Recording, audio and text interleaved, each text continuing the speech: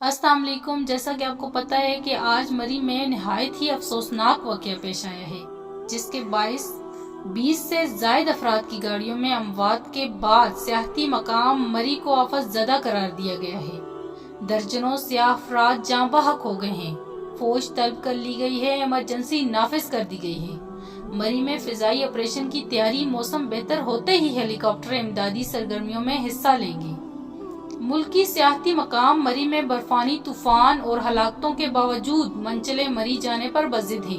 आगाही एलानात के बावजूद बड़ी तादाद में सियाह मरी के दाखिली रास्तों पर मौजूद हैं, जिसके बायस इस्लामाबाद से मरी जाने वाले रास्तों पर ट्रैफिक जाम हो गया है। 27 हलाकतों और बर्फ में अभी भी धंसी हुई गाड़ियों के बावजूद ये लोग मरी जाना चाहते हैं। खुदारा अकल से काम ले, आखिर ये अजूब कब समझेगा।